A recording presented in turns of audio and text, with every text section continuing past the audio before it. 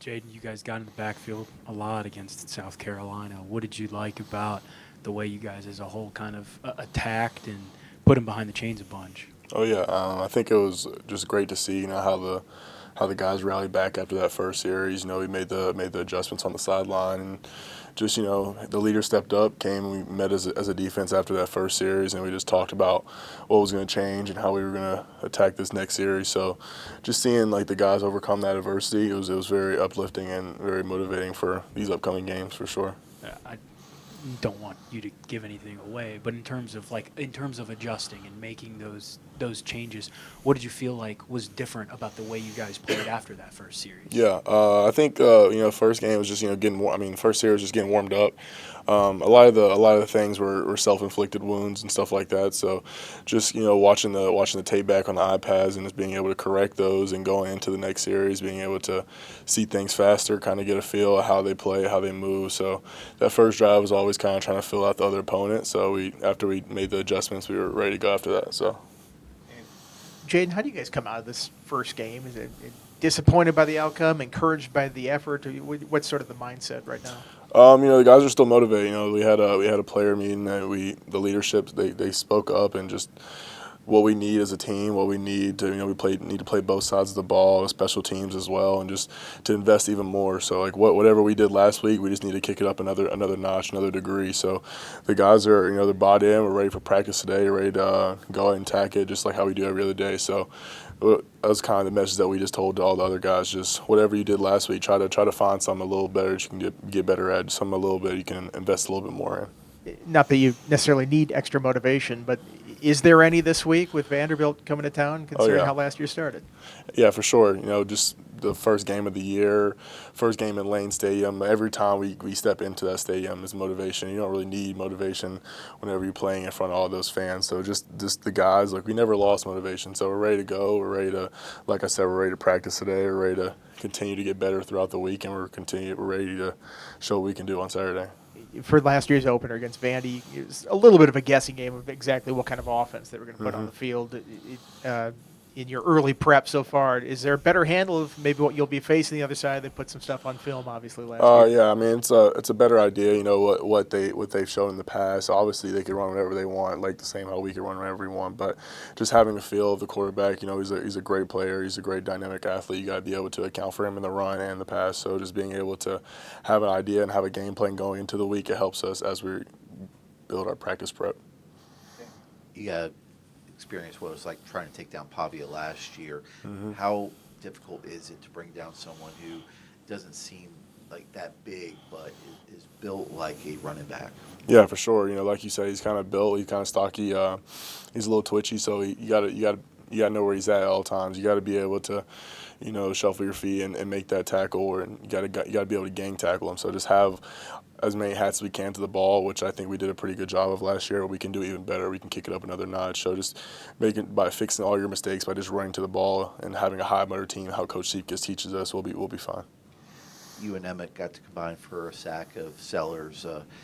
How would you assess how Emmett played, especially, he got some snaps against Minnesota in the bowl game, but it seemed like with extra playing time, he seemed like he came out really well.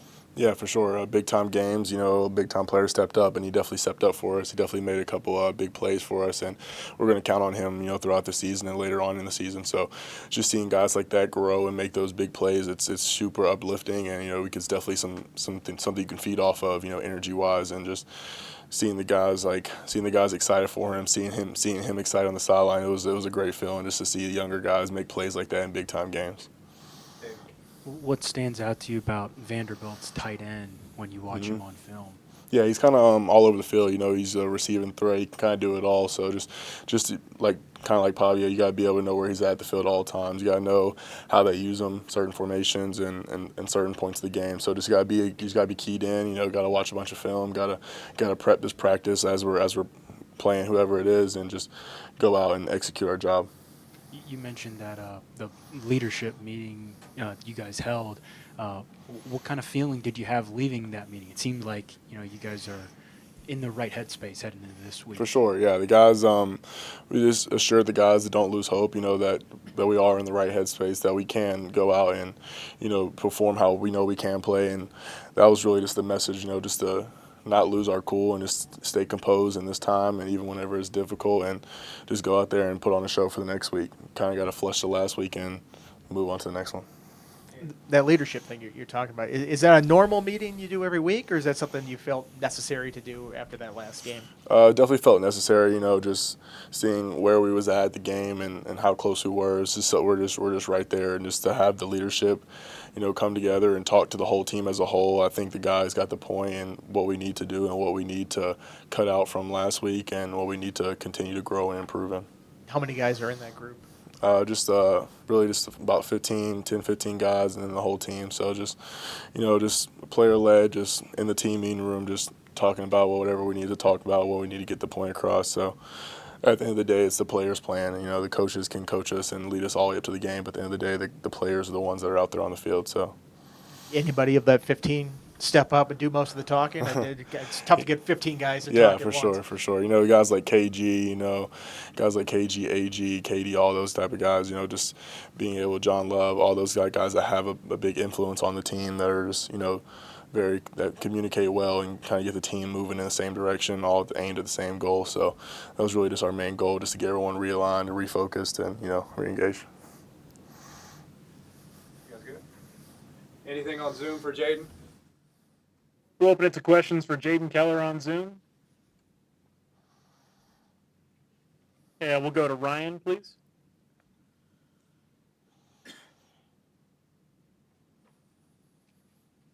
Jaden, what has the team learned from last season, and how has it been communicating those lessons to the new guys on defense?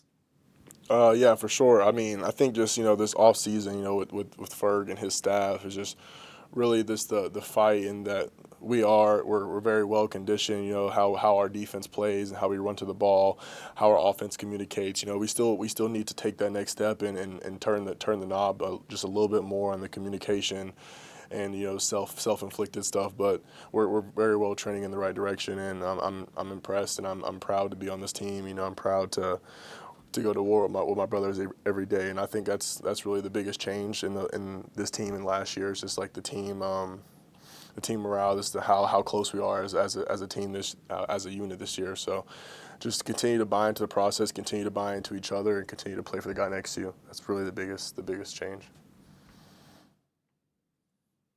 Any final questions on Zoom?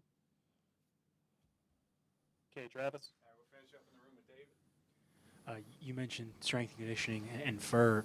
We talked a lot about that in the preseason leading up, but now that you've played a game, did you notice any difference, maybe yourself or just the team as a whole, in terms of after playing a game under Ferg's leadership in terms of strength and conditioning? Yeah, for sure.